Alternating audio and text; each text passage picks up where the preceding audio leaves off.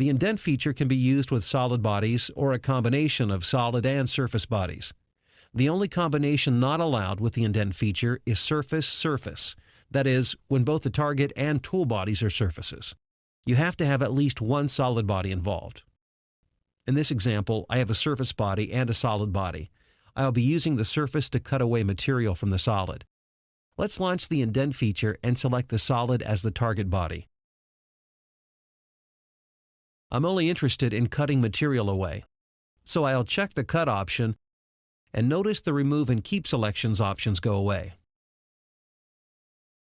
When the surface is selected, I have the options of changing the side of the solid body that will be cut away.